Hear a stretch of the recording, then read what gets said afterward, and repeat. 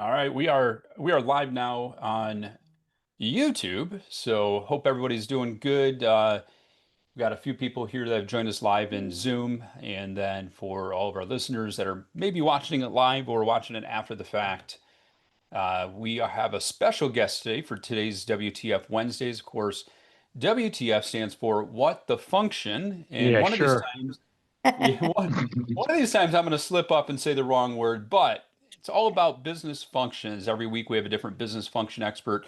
Today we've got Lisa Shorr, who's a brand expert with Shorr Success, and we're going to talk about your brand, your bond, strengthening loyalty in the age of AI. And with that being said, Lisa, how are you doing today? I am so excited to be here. Thanks for having me. It is Thank awesome to have you. you here, and it's been a little while since we last seen each other. I'm trying to think where we ran into each other last. It's hard to keep track. Which trade show? Which IT by design, perhaps? Or trying to think where I No, was. Is IT Nation Secure? Secure? yeah, it could have been IT Yeah. Nation Secure. Could have been, for sure. I bet it was that. Otherwise, there's Beyond. There's ChannelCon. There was, yeah, PAX 8 Beyond. I was there for that. I'll be at DattoCon coming up. Some of the Kaseya Connect local events I've been speaking at. Trying to think. I mean, yeah, it's Yeah, a beautiful thing that, where in the world, it's like where in the world is Waldo, right? Where in the world right. is he? And then we Exactly. connect. Exactly. There's this con, that con, everywhere a con. There's all kinds of conferences happening. So. Yeah, so we've had you on. We talked in the past, and we've talked a lot about personal branding, which is so critical.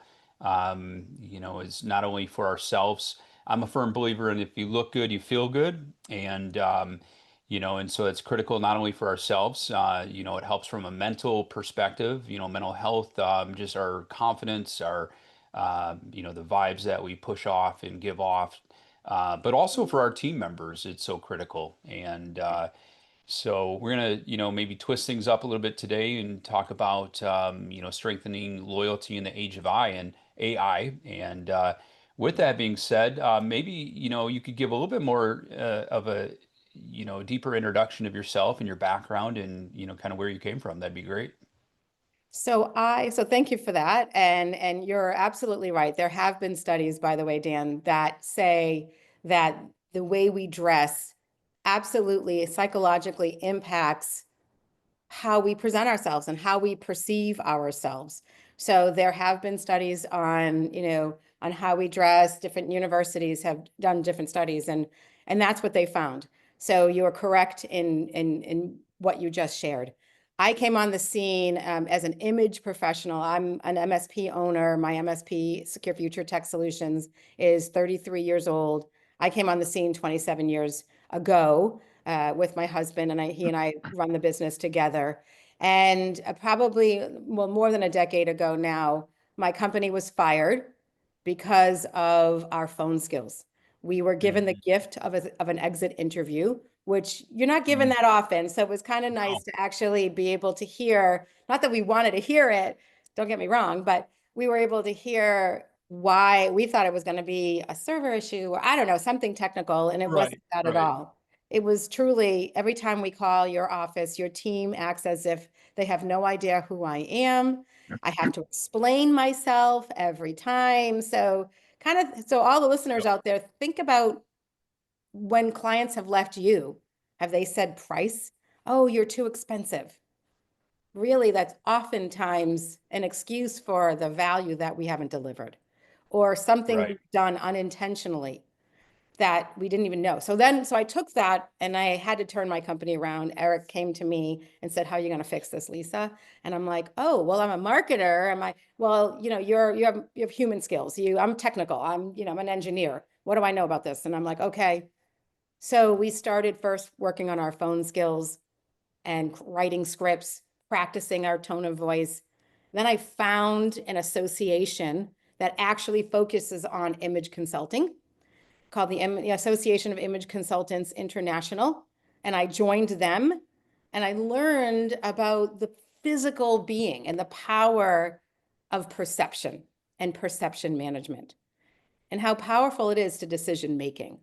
So I built skills that I learned at that association that I'm still a member of, actually. I'll be at their conference next week. And I built it into Nice. my own MSP. And the changes and the growth and the client retention rates when we really tracked our success were really amazing. And I said, oh my God, I've got something here. Let me take it to the road. And I started coaching other MSPs. And then 2 years ago, I started writing Your Brand Unleashed. And this book Yes. is a compilation of all of my coaching and a variety of small business stories, but it's a blueprint for building loyalty and relationships and clients.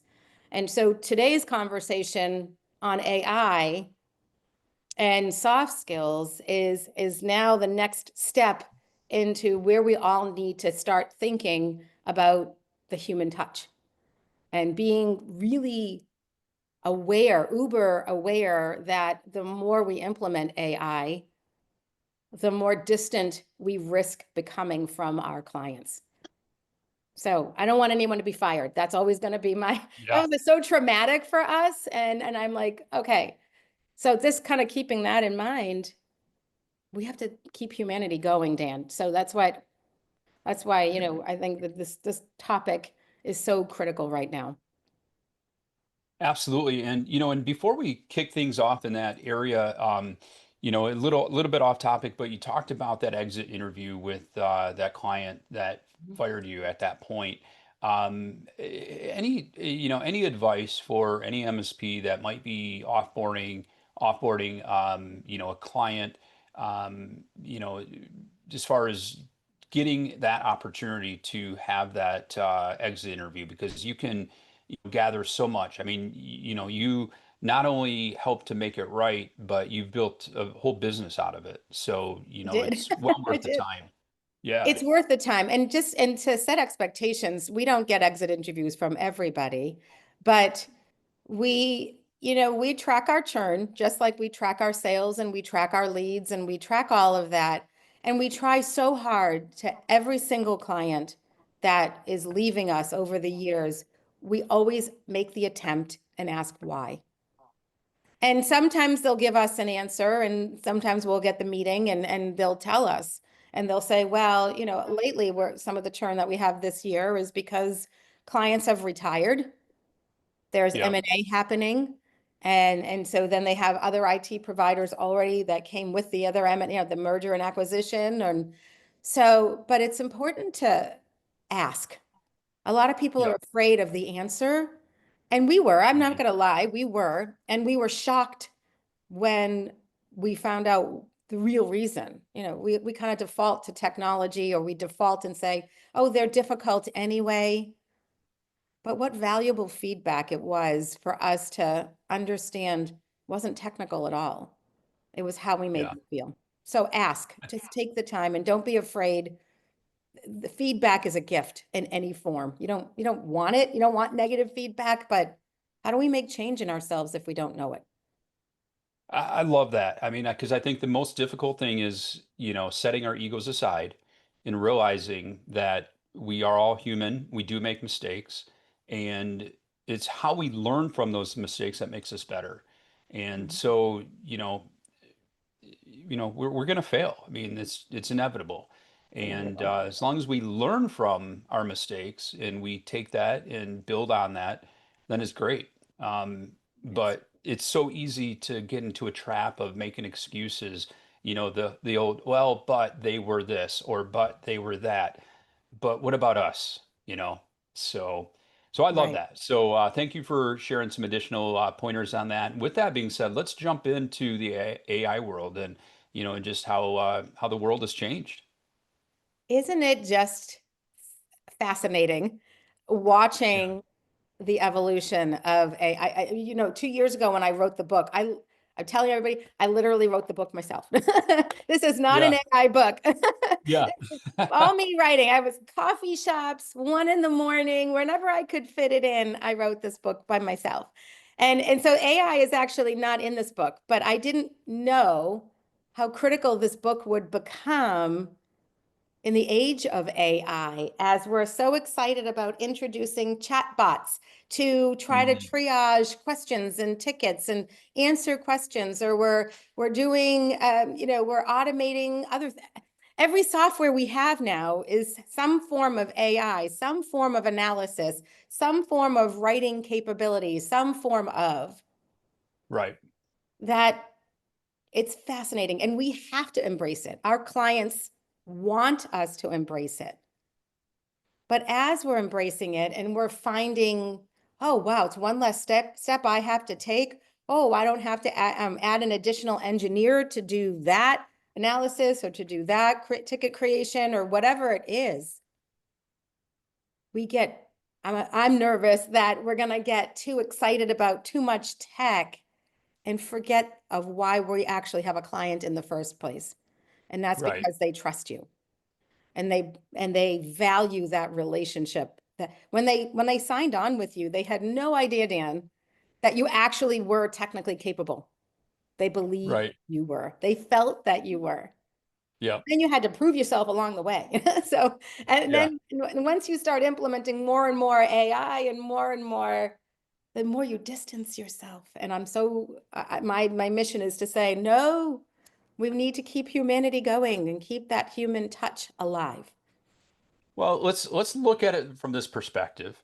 We have, our kids have grown up in the world. Let's look at our family get-togethers, our holiday parties, where everybody is sitting Everybody's around, busy.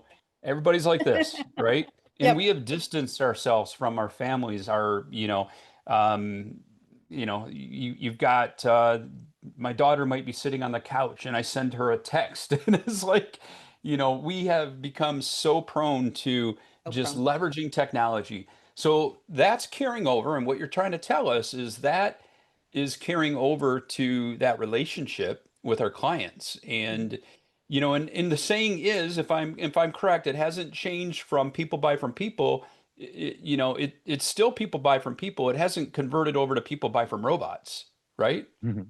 I'm not Right. missing anything, right? I mean, you've got e-stores, you've got, there Sure, are sure. definite, e-stores out there and e-commerce and for sure. But, so I was speaking at an event and I had to order books and I order books in bulk. When I order books in bulk for an event, I order, one of the places I order from is Ingram Spark.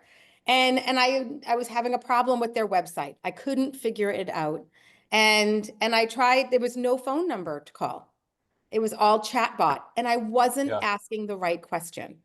Now, I love Mm, Ingram Spark. This isn't, me saying I'm not a fan of Ingram Spark and all of that, but they've embraced the chatbot support system.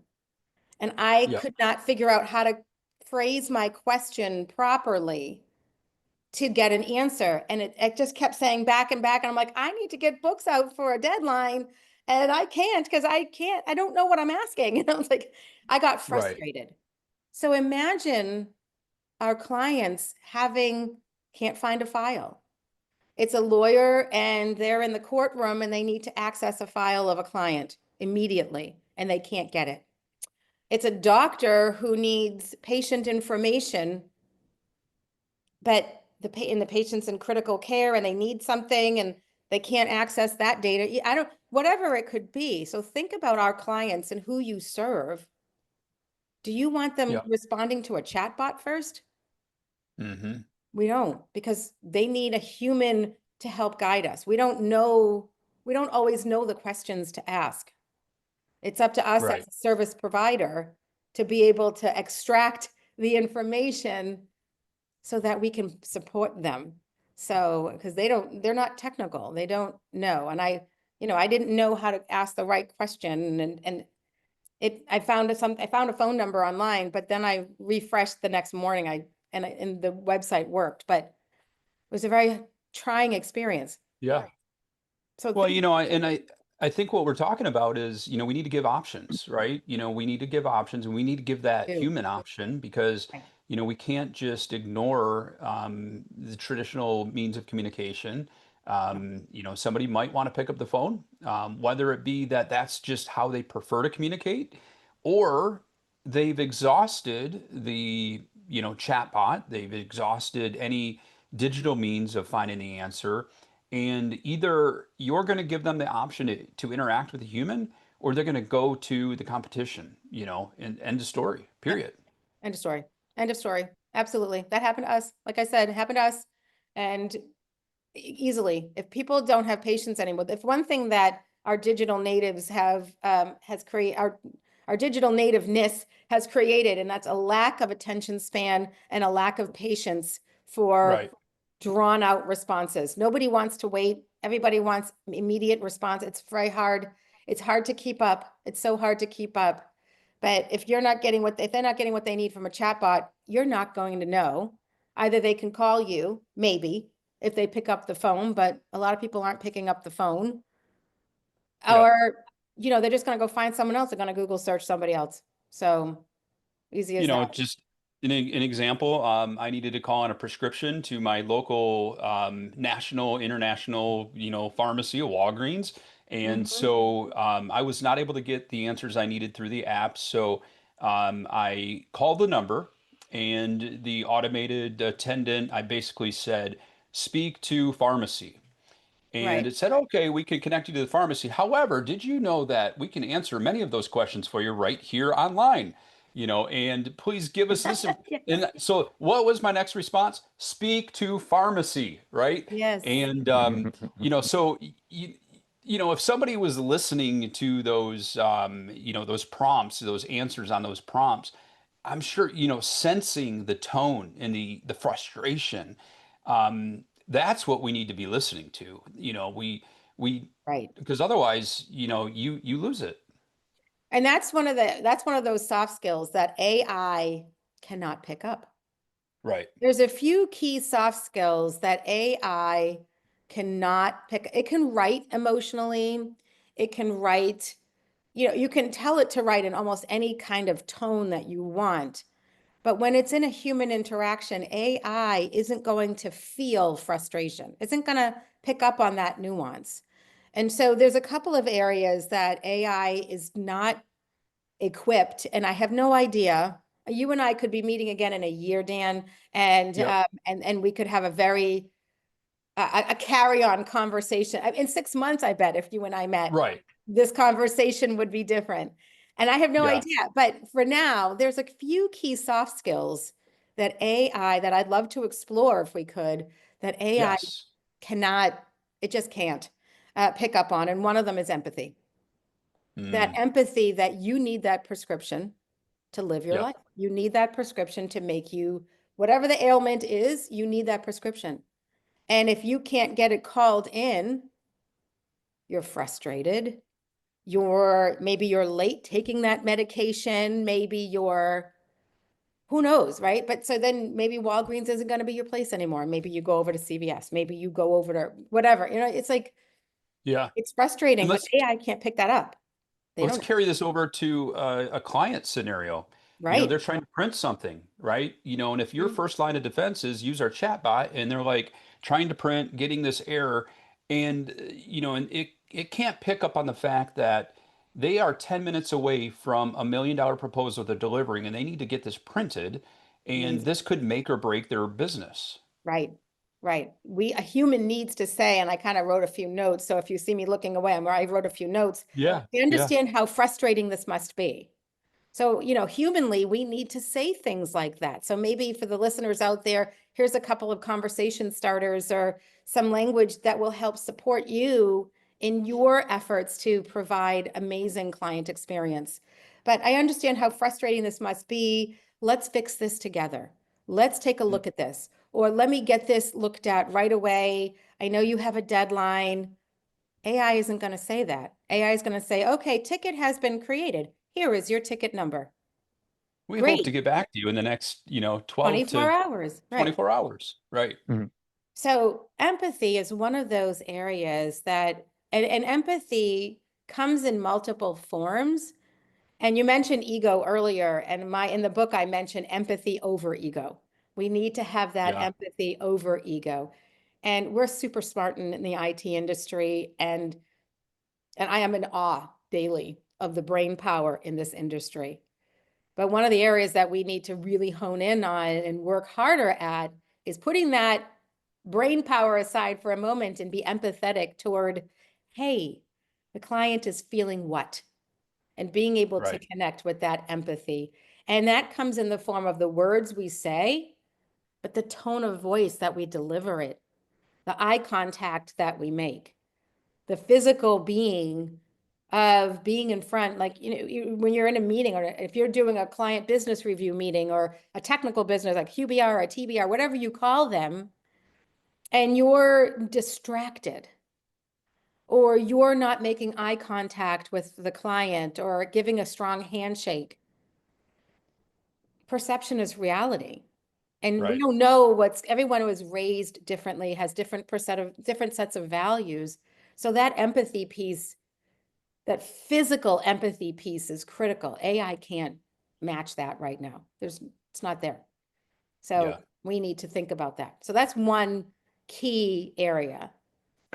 I just do want to throw out if anybody has any questions, comments, whether you're here in Zoom or you're chatting on YouTube, please feel free to throw those out there. We'll be happy to answer or listen to your stories as well.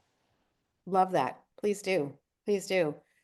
Another one, I think, Dan, I would love to kind of think about is adaptability. Say a Yeah. client is downsizing. So when I say to you, Dan, a client's downsizing, what's your first thought, They're running out of money. right? Could be, Yep. could be.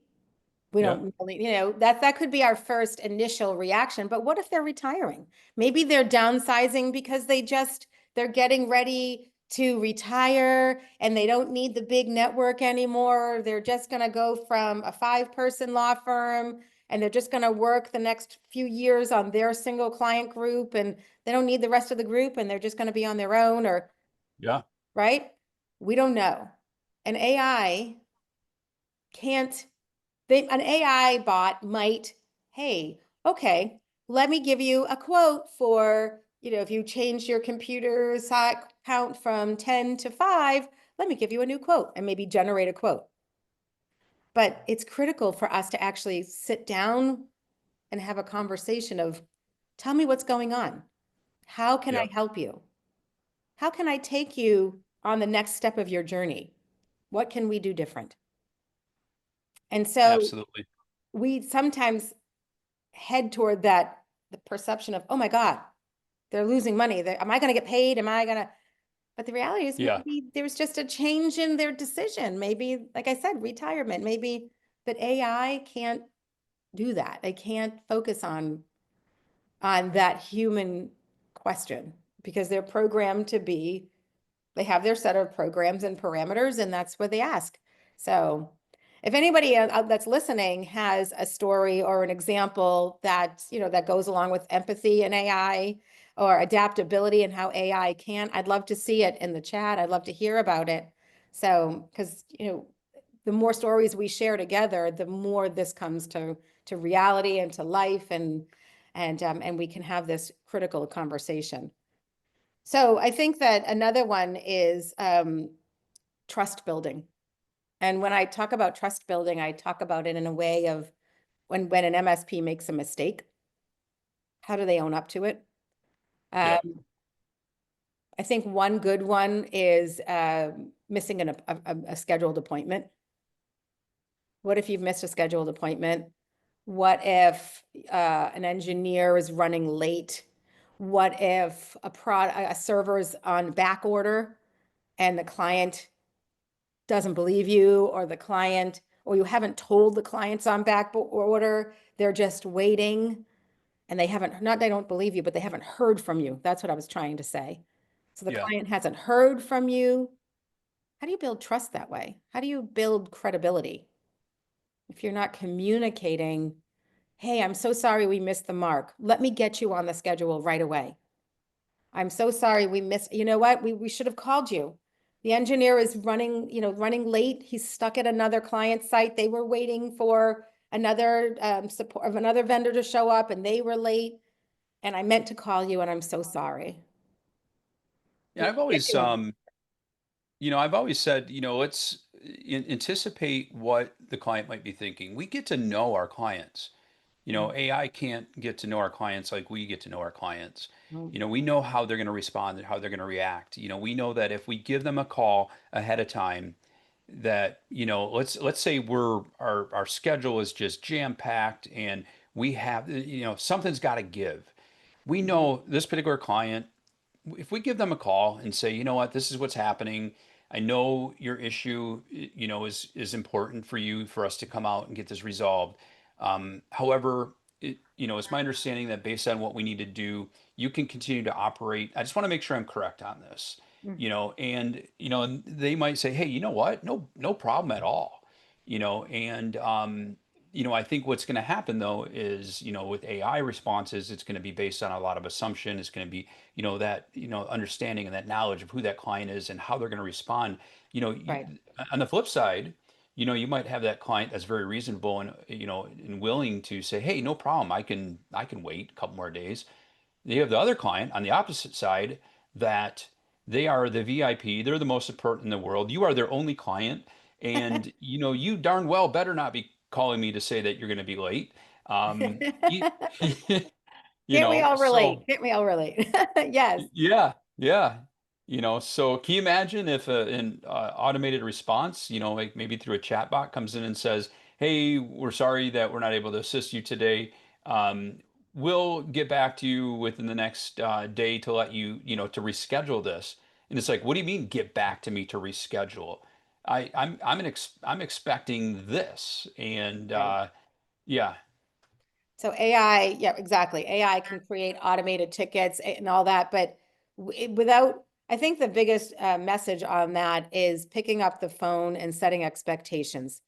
Sometimes, or oftentimes, even if you don't have a definitive answer, picking up the phone and letting a client know and say, hey, I'm still waiting to hear back from to see where in transit those laptops are. I'm still waiting to hear back from, or I know we had an appointment scheduled for 1:30. The engineer is going to be running, a little bit late. They're stuck on site. They're waiting for the other vendor to show up.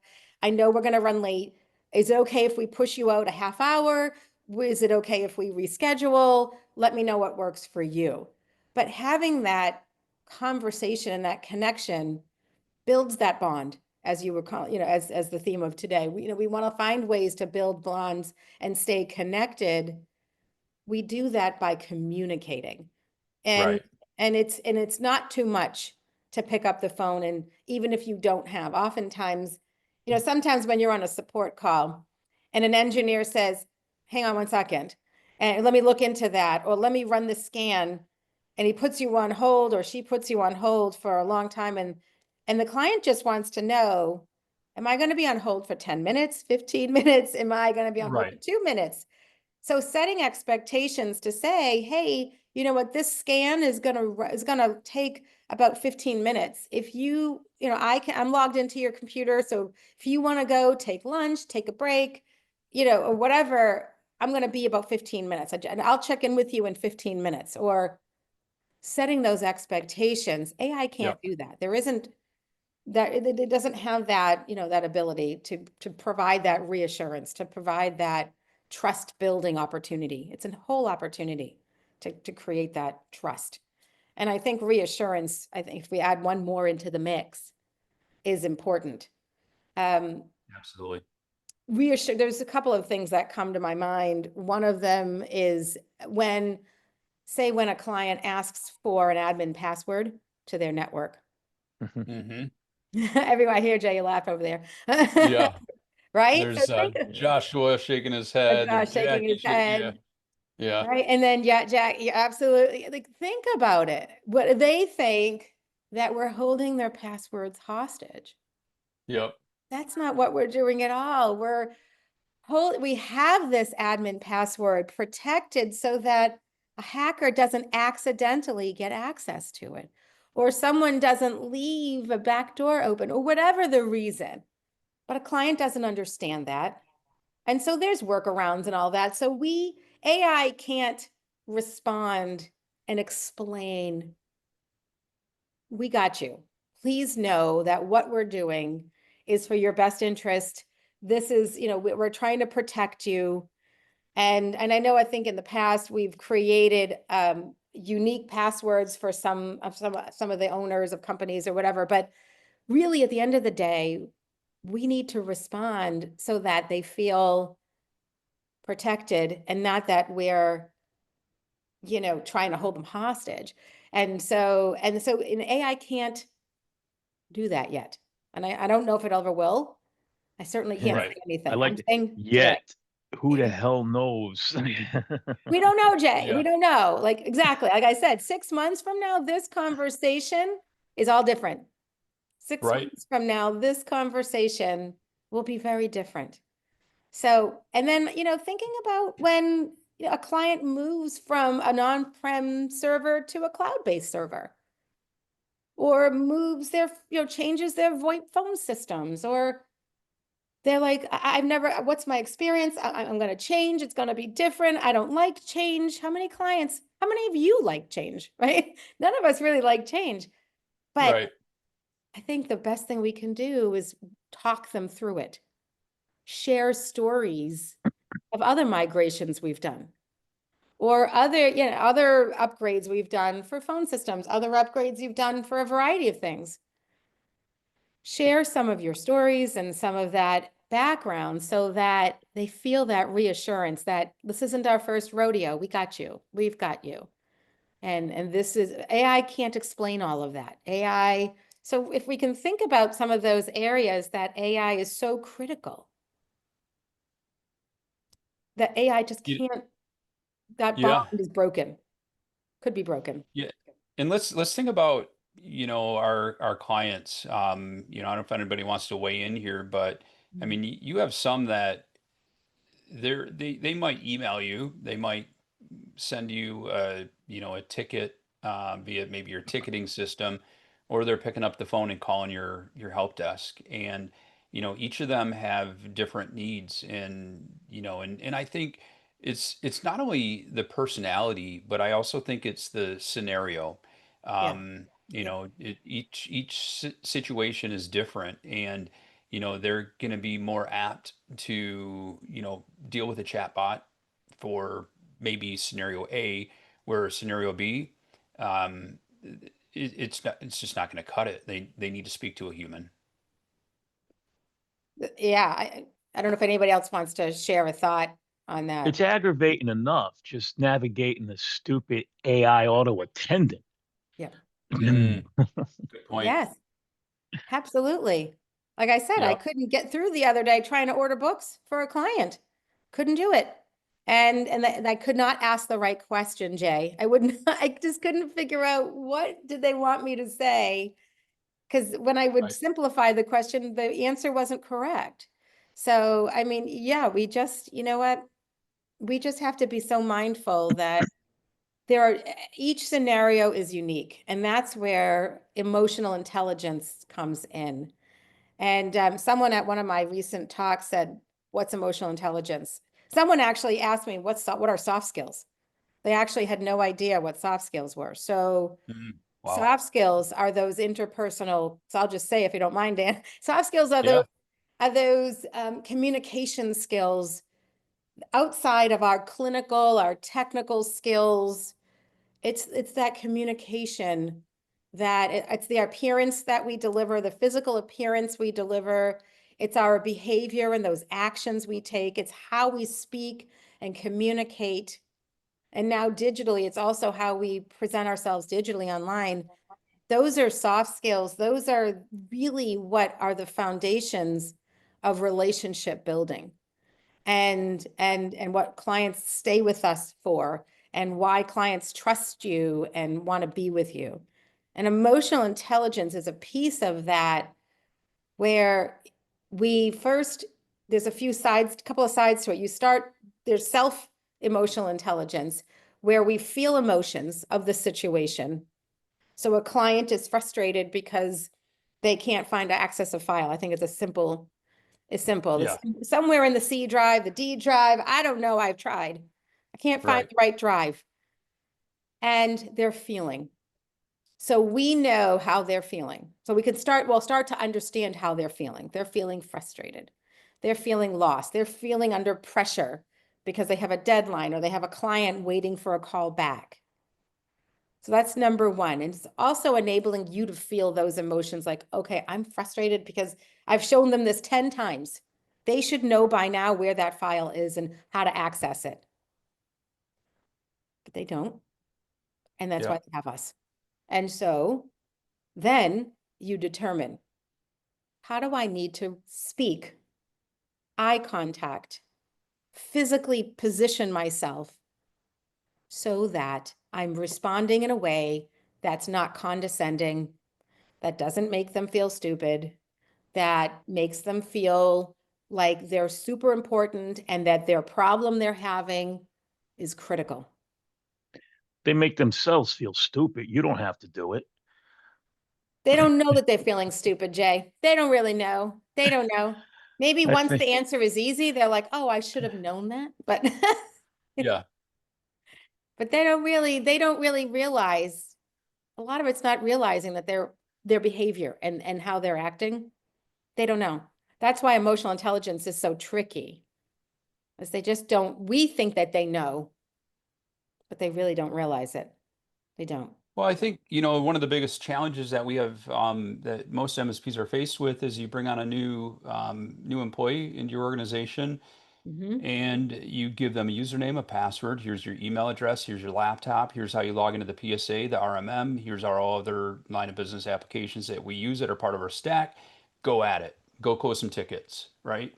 But all those soft skills, all that training as far as things that we take for granted, um, I just don't see that trained enough. I don't see that, as an ongoing, because it shouldn't be a one and done.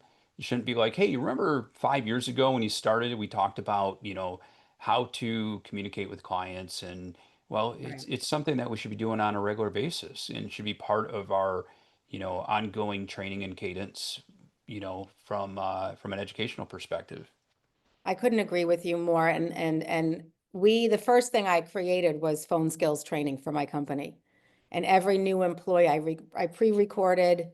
It used to be when I wasn't as entrenched with Shore Success as I am now, but when I was just doing really secure future tech, and I would one-on-one train my new employees on what I expected for phone skills.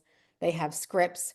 They have, we talk about how to triage a call, how to transfer a call. I tell everybody I listen to recordings of the calls. Mm-hmm. And that was our first full-on training. Then we went into, okay, well, what are we looking like as a company as a whole? Not only did we need to rebrand our company because we were formerly PC Troubleshooters, and then we changed our name to Secure Future Tech Solutions to be more forward sounding. But then we needed to think about our appearance. When we were showing up on site, what are we Yeah. looking at? Do we put an emphasis and have a conversation with our team about logoed shirts, about grooming, about the thing, and making eye contact, handshakes, letting clients know that you're physically there and why you're there. And so those kinds of soft skills are not innate. Someone told me at one of my talks that he came up to me and said, I got fired from a client because they believed I was creepy. And I said, well, what happened? And he said, I would go in, I would fix the problem, and I would leave. I wouldn't interact. I wouldn't make small talk. I would leave. I would go in and leave. And so people would just see this person go in and leave. Like, who is this person? And not everybody knows who the IT provider is. Not In, everybody, we in assume. in their defense, that is kind of creepy. Yeah, Yeah. it is. Yeah. You're absolutely right. So that's why, because he came up to me, Jay, after we had a conversation, after I presented this, soft skills conversation, he said, I don't do that anymore. I certainly don't do that anyway. So I'm like, oh, thank Yeah. goodness. I'm like, just tell them you were there. Say, look at the weather today. How's your dog? How's your, like whatever little bits of connection you can make with people. It doesn't mean have Yep. a 25-minute conversation, because we know time is money, but that little nuance, getting to know your clients and letting them get to know you a little bit is really important to building rapport. And so I built We've all of that into your brand Unleashed because I needed to make sure that it wasn't just, our behavior and our appearance that mattered, but we needed to develop the brand is behavior, respect, appearance, networking, and, a dynamic dialogue of what we say and how we say it. But there's also phone skills strategies in right. the phone skills training is in there in my book, and some strategies on social media. So, because all of that are soft skills that build our credibility. One of the things we try and do is, Mhm. obviously, a lot of stuff we all do is remote, right? But if we haven't been to a client in a while, we'll go on site, even if we can Good. do it remote, just to get some FaceTime and whatnot. Nice. I I like love it. that. I love it. Love, love, love. If as many FaceTime appointments as you can get these days, I'd say take Right. it. So as much as you can do to do quarterly business review meetings in person, meet for coffee, have networking events, just to be one-on-one connection. So they see that you're there, you can have conversations outside and get to know each other and bond. Critical. I mean, over 20 I love years that. ago when I first started out, first employee that I had was they were contractors. They weren't employees at the time. We were doing residential, starting out in those very early days. Um, I'm technical, but my background comes from sales and marketing. I've worked for startups. I worked for Fortune 500s. We had a dress code.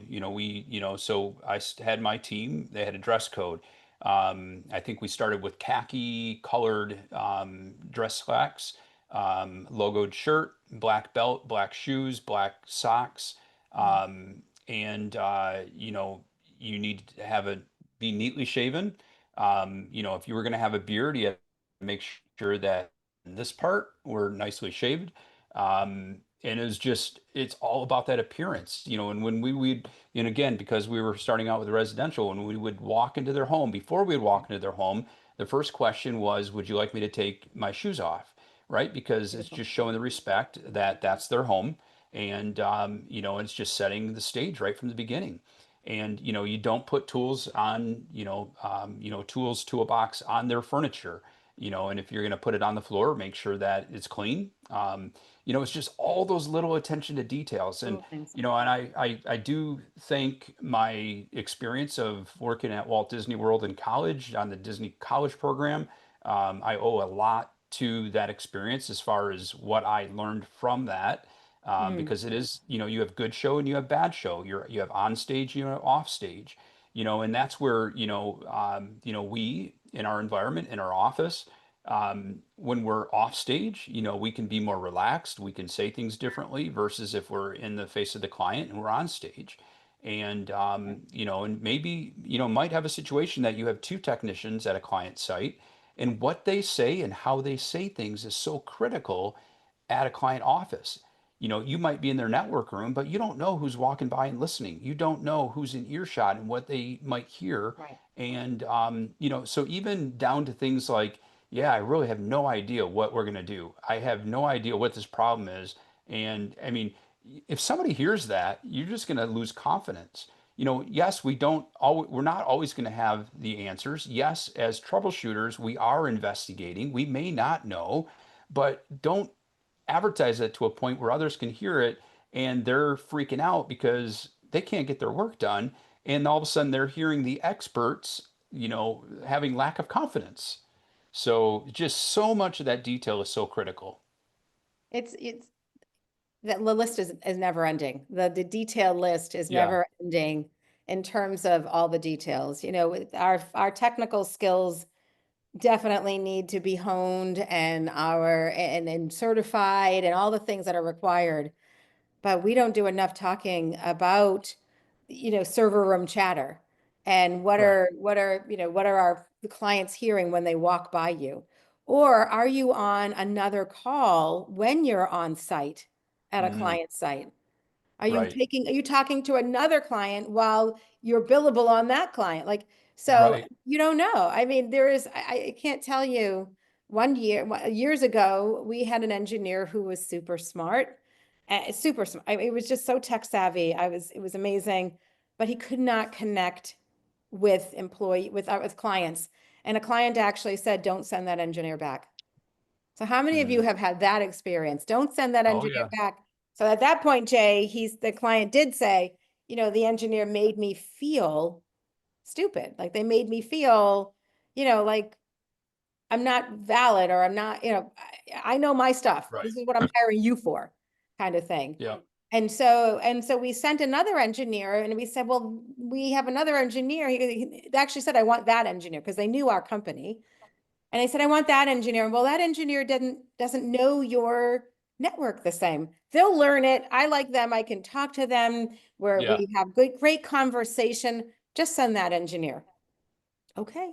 Okay. And they got up to speed eventually, but but that matters to people. People might not always be able to articulate it, but it matters. And how we speak, and just thinking about AI.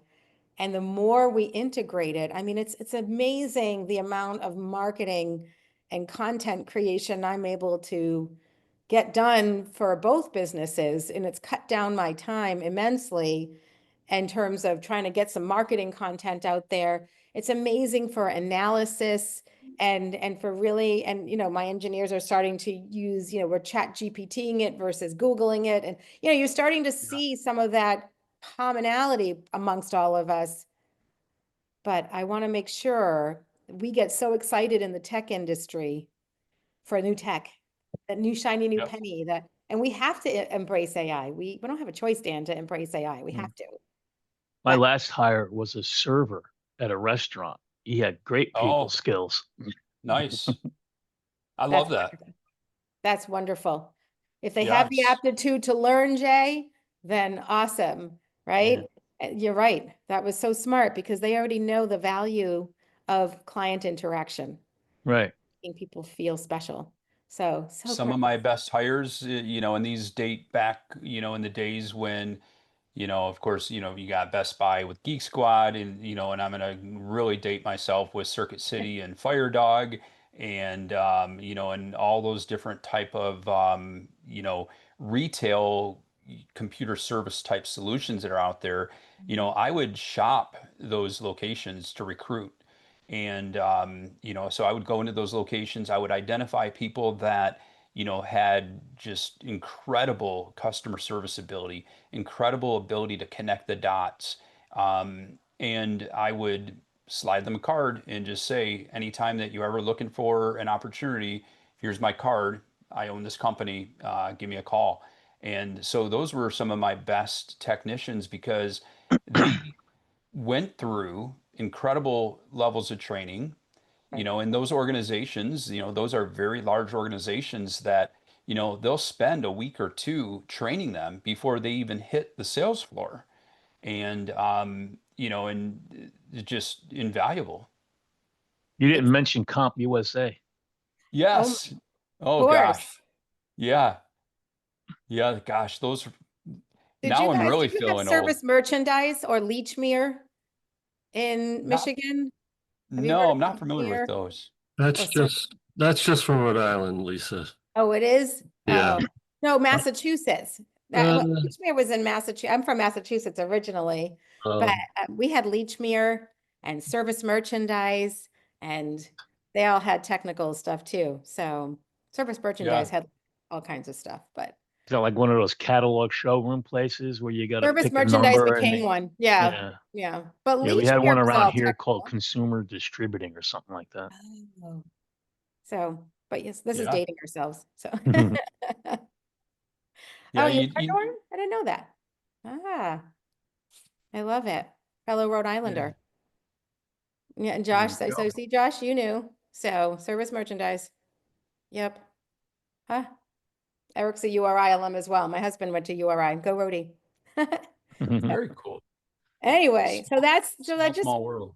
it's such a small world. So, we have to remember that all of it, look how far off on the different tangents we've made in this one Yeah. conversation, and how many areas Not once did I talk to you guys about a tech stack. Not once did we talk about your pricing. Yep. Not once. And I don't want that. That's not who I want to be known for. That's really not it's not my area of expertise. I mean, I know all the vendors and all of that, but what I want us to really have a conversation on and to build it into staff meeting discussions. So Right. if I may, I'll share one quick story. One last story is Eric Yeah. and I were working a trade show on Saturday at the Dental Association. The Rhode Island Dental Association had their first trade show.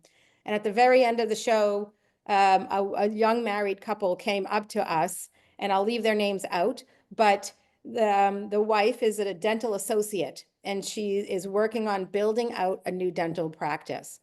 And the husband is a mechanical engineering teacher at a local university.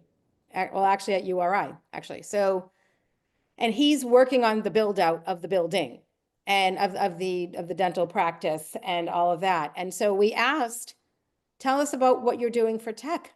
What are your plans for tech? We were all excited. Eric and I were cheering them on, and without like Yeah. being salesy or anything. Well, tell me, let's talk about your tech. What are you up to? What are you doing? Oh, we should probably talk about that. We should probably have a conversation about that.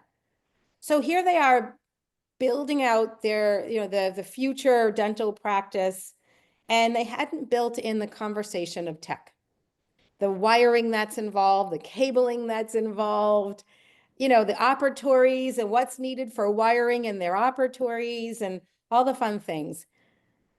And so we talked to them, and so I share this story because I shared it this morning with my team. So on Wednesdays, we do Wednesday Wisdom.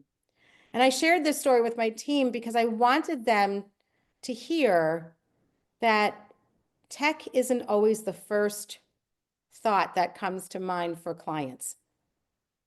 They specialize in what they know. And so they were focusing on, they talked about some dental software that they were looking into.